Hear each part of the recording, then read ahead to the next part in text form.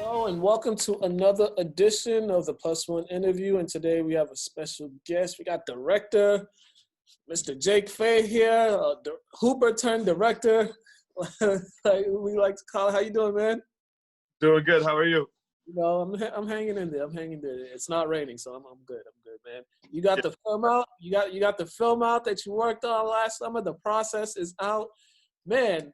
And it was a process getting this film done. You guys did it in what, 10 days or something like that?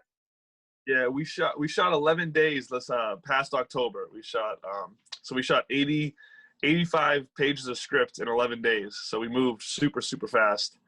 But luckily we had the crew to do it. You just tell me about that, because putting a movie together is long hours, long days, and for you all to be able to do it in 11 days, just talk to me about that. Just getting it done in such a short span of time that you had to do it.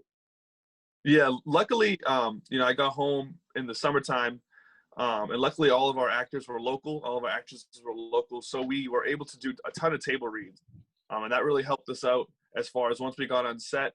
I had built a relationship with everyone already. We've already gone through stuff. I've already directed them and kind of told them what I'm looking for. We got to play with their character a lot. We got them to, give themselves into that character. So when we got on set, it was really us lighting it, us getting that frame, and then the actors are ready to go, which is such a help. So we got to shoot things much faster because of the preparation work we put in. And then we had a crew that were very good at running guns. So we shot things. We moved quick. We did a lot of stuff handheld, which allowed us to move quicker. We changed up for what our situation was, and it worked really well. Yeah, and you was doing before before directing this movie, directing this movie. You were doing those small videos out, like little short series videos out, and what got you the idea to just try to put together the movie? I wrote the feature back when I was in film school, and I've always, wanted to just go out and make movies, especially, All right, now tell me who you got in this movie. I know you said you got some local actors in here. Tell me about a little about the characters in this movie and the role each character has. Yeah, so we have Jason Gervasio, who's a Lynn, Mass native. He grew up in the East Lynn, so he's a Lynn English kid. He has been acting in the Boston scene, so I grabbed him. He came and sat for a table read for the lead role, and he fit it really well. So we have Jason, who's a Lynn actor, Boston-based actor. Then we have Adam Lon, who goes by stage name Mike L. He's a local Lynn rapper. Who I grew up with. He came in and basically played a character similar to himself. He caught on to that once he read the script. He was like, is this just me? And I was like, yeah, it's kind of just you, We have Marvin St. Jean, who's out of Dorchester. He's a New England-based actor, a younger kid who's kind of making his way up. And I made him act in a stutter. So I kind of put him on the spot. He did a great job. He really worked on that stutter. He watched how other people, the bigger role characters in Hollywood, how they kind of have acted with stutters before. So he really embraced that, which was really cool to see. We have Samantha Valletta, who's a very big named actress in the New England film scene. So she came in, she was great. It was a big cast. We had almost 30 something speaking roles. Okay. So it was a lot to cast it, but I think we did a really good job. There's a lot of names. Everyone came in and just crushed it, which was awesome to see. They all were available for table reads early and often. We did a big table read last September where we had the entire cast there. So that was a really cool experience. And now that the movie is out and streaming, you're also looking to.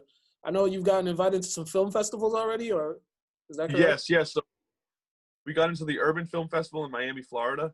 Unfortunately, everything's online because of coronavirus, which I understand, but it would be nice to get to these festivals. But yeah, so we were nominated for Best Feature Film in the Urban Film Festival, so that was a really cool experience. We're in the Urban Media Makers Film Festival down in Atlanta. We're in the Orlando Film Festival in Florida, and then we just won Best Feature Film in the Massachusetts Independent Film Festival. So that's been exciting stuff. All right, so a lot of things happening with the film. What are some of the feedback that you've gotten from the folks that have watched it already? So yeah, this weekend we put it out on streaming for the weekend premiere sort of thing, and I got so much really really good feedback. So it was exciting to hear that. It's always nerve wracking when you put out a film. You kind of have to just let go of it. You're putting your soul out into the world for people to see, and luckily people really liked and enjoyed the product. A lot of local people that I grew up with, older or younger, whatever, really got the story. They understood it. They knew people like that in the film, and they were writing back. Some people write back synopsises to me, reviews and all that. It was awesome. So the feedback was really good. It kind of blew up on social media every day that it was streaming. People were talking about it. Some people purchased the movie twice, some 3 times. So they watched it a lot. They loved all the music. They thought it was done well. So it was cool to let the community finally see the film. I've been talking about it for like a year on Instagram. People seeing us shooting the movie and all this, and now they finally got to kind of see what we did, and it was cool that they enjoyed it. And also for the past several years, not even several years, for quite some time now, we've seen a lot of Hollywood films come to Lynn to shoot movies. I mean, they had The Equalizer 2 with Denzel. They had that black something. The story about the mobster. They shot. Yeah, Black. Yeah. They shot that here, and then the Adam Sandler movie. Just how for you as a Lynn native, how gratifying was that for you to be able to just shoot in the city you grew up in? Yeah, it was very gratifying. I think a lot of people come here to shoot either because Lynn hasn't changed since the 70s and 80s, so it looks the same. So they'll shoot a period piece here, or they'll shoot here because of tax purposes. So it was nice to say this isn't just you use our backdrop. There's stories here as well. So it was cool to put that impact on it. Like, hey, you might come here because you get tax breaks, but there's stories that are being told on that. So that was cool to be able to tell that story of local artists in Lynn, and be able to show that you can tell a very hyper specific story to a city, a small city like this, and it can resonate with a bunch of people. So that was a really fulfilling experience. All right, so it's up on the streaming service. Tell the people where they can go if they want to watch that. So we did the weekend premiere on eventive.org. I might put it back on for a little bit. I'm working on a distribution deal out in LA right now. I can't say much about it. So very soon it should be on all major streaming platforms within the next, hopefully, within a month. We're working on trying to get on BET and Amazon and YouTube TV and services. So I might put it back up on Eventive for another weekend or something like that, maybe soon. But right now I pulled it off because I have to work on distribution deal, and I can't have things up while that's going on. Gotcha. But we might do another special event, if depending on how long the contracts and stuff will take with this distribution deal. All right, awesome. And now you're currently you got that done, doing all the stuff you need to do with that, and now you're currently in the process. You and Antonio Anderson kind of came together, and you do a little feature doc on him and his career path. Just tell me a little about that. Yeah, so right now we are in the middle of crowdfunding for the feature film. The process, the feature I just shot was self-funded, and that was a great experience, and I would do it again in a heartbeat in that situation, but I can't go out and self-fund another film. So the biggest thing now is we're trying to crowdfund this film. We have perks and all that. You go on Indiegogo.com. We have an Antonio Anderson game-worn jersey up there. We have his Upper Deck cards. We have signed pictures from Antonio. We have different stuff with his camps and his skills academies. So we really want to get the community behind to back this, because it's expensive to make a movie, and all the money that we're fundraising on Indiegogo will go straight into making that movie. One of the biggest things about the Antonio Anderson documentary we'll be working on soon is that he's played with so many people and he's been all over the world, that we want to make sure we can shoot the documentary and go to these places where he was. We're going to interview John Calipari. We don't want to interview John Calipari in some white background. We want to go to the University of Kentucky and interview him in his office or in the arena. All of it's that he played with in Atlanta, and some are in Mexico now, things like that. We want to go to location to shoot the film.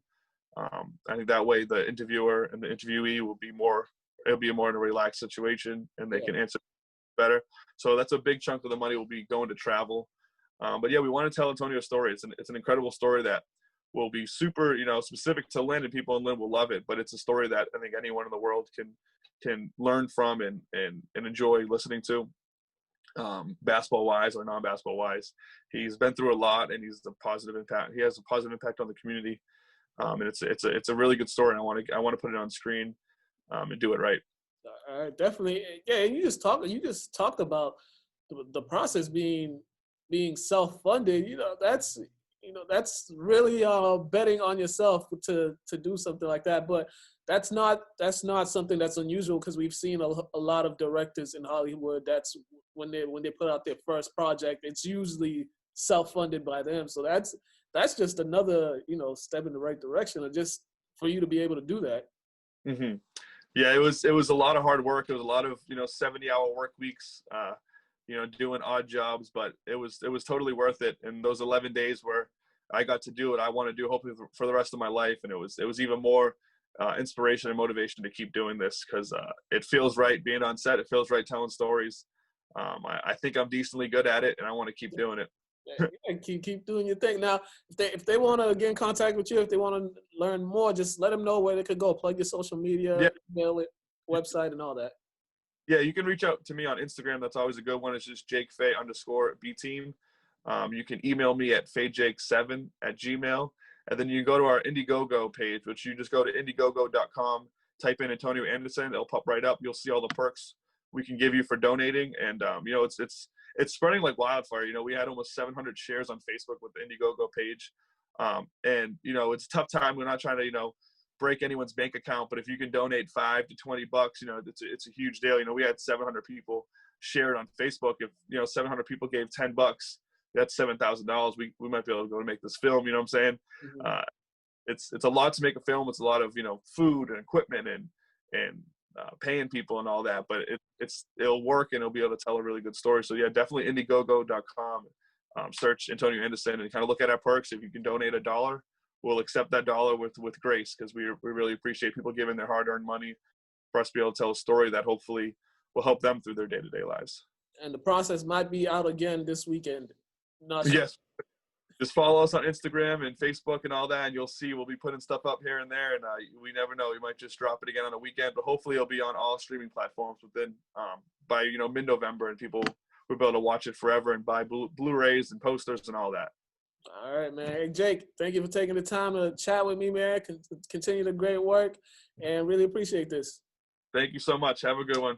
All right, you guys been watching the Lynn Plus One interview. That's Jake Fay. We didn't even talk about his hooping days at University of Hartford. Well, that's one for another day.